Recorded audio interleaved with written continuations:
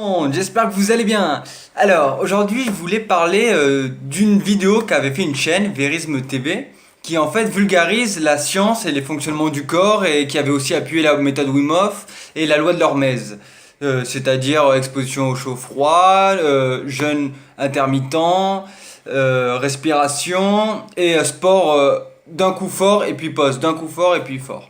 Il avait fait une vidéo qui avait trait au fait de jouer entre le perfectionnisme et le optimalisme. Il disait que pour lui, l'optimalisme est une des réponses, on va dire. Pour faire court, je vous enverrai déjà sa vidéo si vous voulez tout savoir sur l'idée, plus sur le tableau qu'il a mis derrière. Mais moi, je vais résumer plus ou moins ce qu'il a dit et rajouter des choses à moi qui me viendront. Alors, le monde, il est trop en perfectionnisme, selon lui. C'est-à-dire, quand on ouvre par exemple des réseaux sociaux ou quand on voit ce que les autres présentent en fait à l'extérieur, c'est souvent le meilleur du meilleur du meilleur qu'ils ont déjà réussi à faire. Donc du coup, on a toujours un niveau qu'on voit qui est extrêmement loin comparé à ce qu'on a l'impression que nous on pourrait arriver. Donc on a en général encore moins la foi de se lancer dans les choses parce qu'on le ferait directement pour le résultat et non pas pour le plaisir de le faire, de se sentir, devenir vraiment fort. Tellement on voit l'autre loin qui est fort, ben on a l'impression qu'on n'y arrivera jamais, donc on se donne même pas la peine, littéralement, la peine qu'on pense devoir se donner pour y arriver. Au lieu de tout simplement que ce soit de la force, de l'enthousiasme, de la joie et de la fierté que d'avancer petit à petit et d'aller plus loin. Il faisait aussi une comparaison par rapport aux Américains, par exemple, qu'ils peuvent très bien tomber en faillite et que ça sera beaucoup mieux vu pour le fait d'avoir vécu cette expérience, pour le fait d'avoir essayé qu'en Occident, le fait de n'avoir même pas essayé et de pouvoir ricaner de l'autre qui essaye, mais alors que lui-même il prend même pas de risque, mais du coup en même temps il avance pas, quoi, tout simplement. Alors, selon lui, le perfectionnisme en fait va avoir plusieurs défauts. Dans le sens que on va toujours essayer d'atteindre des hauteurs, genre le meilleur de ce qu'on pourrait penser que nous-mêmes on devrait pouvoir donner. Pas on peut donner, mais on devrait pouvoir donner. Donc du coup on est toujours confronté à des limites que c'est trop dur de les atteindre.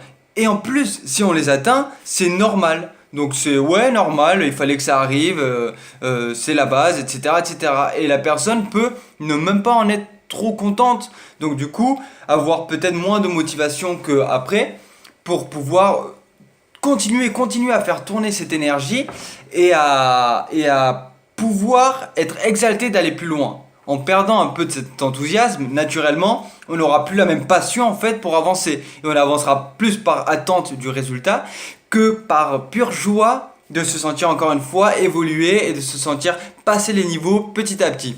Ce qui me ferait penser aux jeux vidéo. Si les jeux vidéo entraînent autant d'addiction, en général, je pense, c'est qu'il y a vraiment cette notion de bravo, vous avez réussi à passer une étape supérieure et vous accumulez le point, vous accumulez les XP, vous accumulez toutes les données en fait qui vont vous permettre de vraiment vous rendre compte que vous améliorez, qui vont augmenter votre fierté et qui vont vous donner encore plus d'enthousiasme de y aller et de prendre du niveau.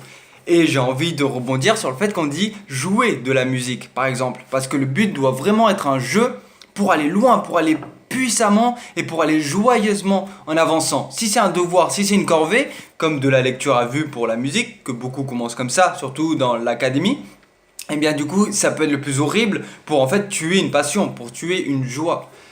Alors, dans le perfectionnisme, on va avoir cette tendance à viser un petit peu l'impossible et à se mettre beaucoup de frustration en fait et beaucoup de barrières et beaucoup de conditions et à ne pas se lancer même quand en fait on sentira qu'on n'y arrivera pas, donc à même pas essayer les étapes par étapes.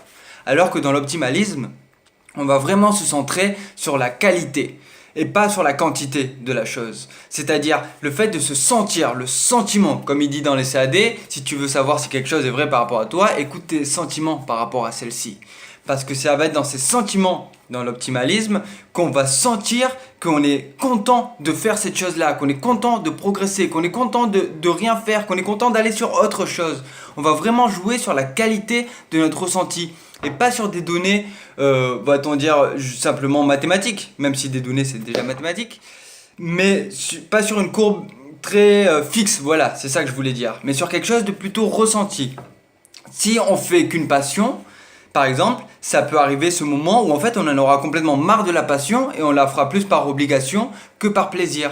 L'optimalisme, il va aller vraiment vers là où ça nous plaît le plus. On sera 1000 fois plus centré dans le moment présent et on aura cette dynamique et cette liberté de pouvoir avancer à son rythme, de pouvoir changer de passion, de pouvoir jongler entre nos forces et nos désirs et de ne pas se mettre trop d'attentes et de blocages par rapport à ce qu'on veut réussir. Par exemple, ça c'est un truc qui m'avait bloqué pas mal et qui me bloque aussi, donc je vais donner cet exemple par rapport au chant. Ça a toujours été un des trucs que j'ai trouvé le plus fort qu'on puisse faire au niveau artistiquement parlant et pourtant un des trucs que j'ai eu le plus de mal, où je suis le plus bloqué de base on va dire. Quand c'était le sport, le rugby, le foot, ça allait 1000 fois de base. La musique, la danse, je le sentais bien, les échecs c'était fait maison. Mais on a tous des faiblesses quelque part et parfois plus on aime quelque chose et plus on a des faiblesses à l'intérieur, plus cette chose-là en fait c'est quelque chose de vraiment magnifique qui est un appel de l'âme tout simplement et qu'on sera encore plus fier de le dépasser et d'avancer. Donc par exemple j'avais ces faiblesses pour le chant pur on va dire, un peu moins pour le slam et un peu moins peut-être pour le rap. Mais et encore moins pour juste le parler ou quand on va raconter des poésies ou déclamer des textes ou etc. etc. Et du coup c'était intéressant parce que je vais prendre cet exemple comme quoi je sais que ma voix était pas ultra bien passée, j'arrive quand même à m'entendre, je sais que je sortais des notes et tout ça, mais je sais que c'était le mieux de ce que je pouvais faire comme là tout de suite. Et en plus je partais le jour même, donc c'était le dernier jour qu'on avait la possibilité de faire cette musique. Donc du coup, non, je vais faire de mon mieux et j'assume et j'envoie ce que je peux faire en sachant qu'il y a eu d'autres niveaux de création derrière auxquels j'accorde encore plus de temps que le pur développement du chant parce que j'avais besoin d'un endroit plus calme, d'être dans un endroit sans voisins, de prendre mon temps pour le travailler, etc., etc. Alors que tout ce qui va être composition, tout ce qui va être guitare, tout ce qui va être écriture, je vais mettre plus de temps à l'intérieur. Et là, je rebondis sur l'optimalisme qui va nous permettre de suivre vraiment le courant de nos ressentis. Donc si j'ai mis tant de temps pour avancer sur ça alors que c'est quelque chose que j'adore, c'est que j'ai senti que c'était la meilleure manière d'augmenter la joie petit à petit dans cette discipline-là, tout en me sentant progresser, tout en me sentant assez fier de moi aussi. C'est dans cette notion-là qu'on peut rajouter et dont je trouve très importante, c'est que comme vous le savez, pour moi il y a beaucoup cette notion de pourcentage. Donc on peut être en fait, par exemple, optimaliste à 95% et garder un bout perfectionniste qui en fait, plutôt que nous freiner, pourrait nous pousser à vraiment aller loin, à vraiment vouloir se dépasser. Mais si on met à atteindre, on va dire, nos limites, à les dépasser, à les transcender littéralement. Mais si on se concentre que sur ça et qu'on mettait du 90 ou du 100% perfectionniste, on voit bien que ça bloquerait tout de suite parce que ça serait trop de pression et trop d'attentes par rapport à nous-mêmes. Donc en jonglant entre ce libre cours de ressenti et cette joie de avancer, créer, partager, exprimer, essayer, renforcer, proposer, montrer et tout ça, on peut donner à notre niveau tout en sachant que le plus important, ça va être vraiment l'authenticité dans laquelle on se sent avancer. L'authenticité dans laquelle on se sent par rapport à nos ressentis de honte par exemple ou d'envie l'envie est une émotion naturelle mais celle qui irait plus loin et qui la casserait ça serait par exemple la possessivité ou la jalousie.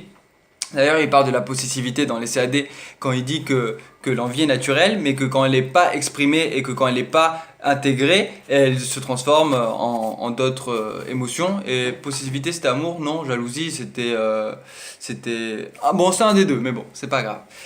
Dans l'idée on a cette possibilité-là de choisir vraiment nos méthodes. Et comme de nos jours, on nous présente que des choses super bien faites, tu vois un dessin, mais c'est un truc parfait, tu vois un tableau qui passe sur Facebook, ça va être une merveille, parce que chacun veut montrer la chose la plus pétillante qu'elle retrouve à l'intérieur d'elle, de son âme au niveau du ressenti.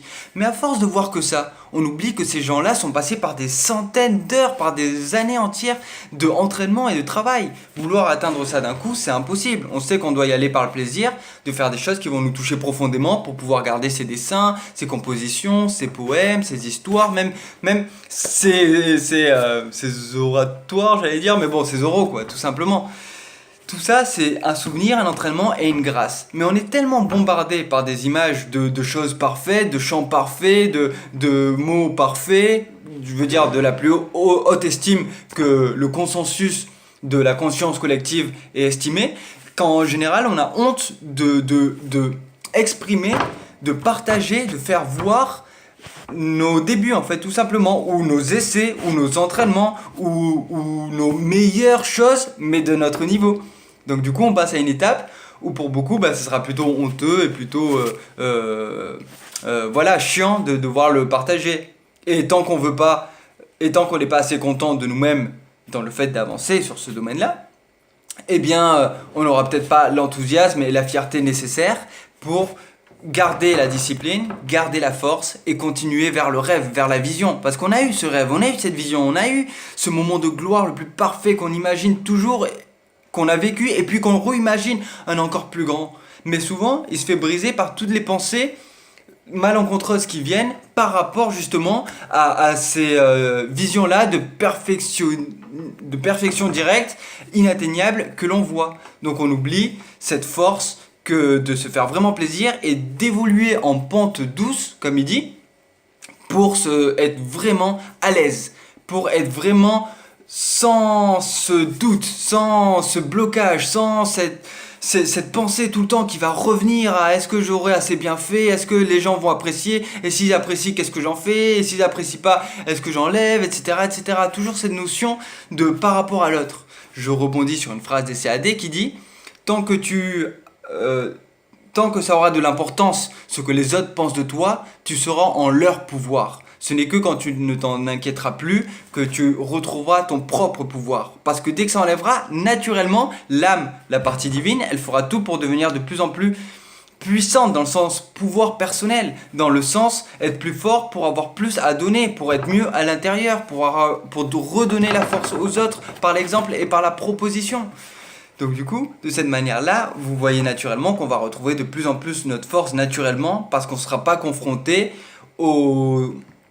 je veux pas répéter attente, mais ça va être un mot de ce que les autres pourraient considérer comme étant bien de nous à leur échelle.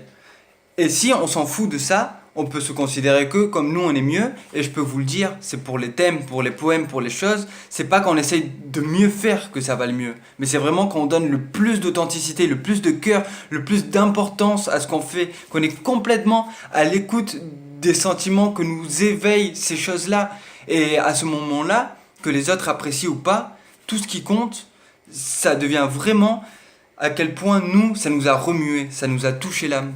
C'est pour ça que j'aime bien dire, du moment que vous pouvez partager, du moment que vous partagez quelque chose et que ça fait plaisir à ne serait-ce qu'une personne, je trouve déjà que c'est complètement extraordinaire.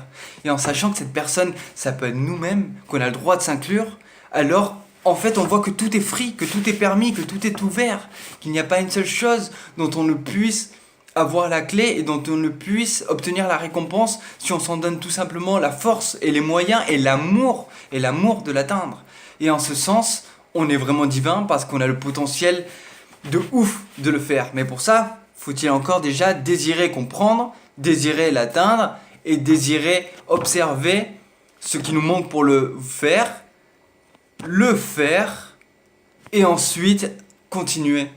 Parce que comme le temps n'existe pas, à force de le faire, on y arrivera forcément. Que ce soit même dans cette vie-ci ou même dans une autre. Mais déjà, tout ce qu'on peut réussir en cette vie-ci est tellement oufissime que je trouve ça complètement fabuleux et complètement chanceux. D'ailleurs, de ne pas tout pouvoir faire en même temps, mais de devoir choisir certaines expériences, certaines passions et se donner à fond pour les expérimenter. Et c'est magnifique, avoir fait une vie où on peut danser le tango, jouer aux échecs de tête et partager des choses incommensurables pour notre âme au niveau d'énormément de formes artistiques. Je trouve ça juste une chance incroyable.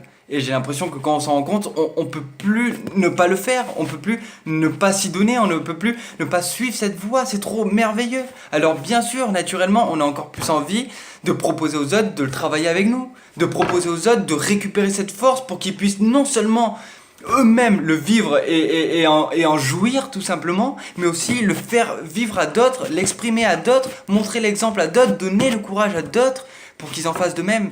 Et le fait exponentiel, le résultat, le cadeau que l'on reçoit à ce moment-là, mais c'est une grâce au-delà de toute mesure. C'est pour ça que pour moi l'écriture est si forte. Parce en quelques petites choses, on peut condenser un essentiel qui peut remuer des centaines de pensées, des dizaines de minutes d'énergie, d'émotions, de rouages qui s'assemblent, de choses qui d'un coup s'éveillent. Et c'est pour ça que je parle autant des CAD, parce que j'ai jamais vu quelque chose d'aussi fort qui puisse autant nous rappeler notre force, autant nous donner assez d'amour pour récupérer cette force, et autant nous enjailler pour partager cette force. Et ça, c'est tout simplement divin. Donc sur ce, je vous souhaite un merveilleux courage, comme il dit, que c'est dans le courage qu'on trouvera Dieu, et plein de passion, et plein de sentiments, dans le sens suivez le fil. Que le fil, il se divise en plein de choses, mais que parfois on le perd en partant dans tout ce qui est simplement pas cool. Et on peut trouver le cool n'importe où, du moment qu'on sait le voir. Même dans 16 heures de bus, sans dormir, et en ayant fait la vidéo comme ça, parce que je voulais le faire avant de me reposer, et avant même juste après avoir mangé une petite soupe et des petits fruits, c'était juste un énorme plaisir, donc j'ai fait de mon mieux, et à la wall again. Je sais que c'est comme ça, et j'en ai eu la preuve que c'est juste magnifique la manière d'avancer et de faire. Donc je vous souhaite plein de bonnes choses et plein de force. Bye bye!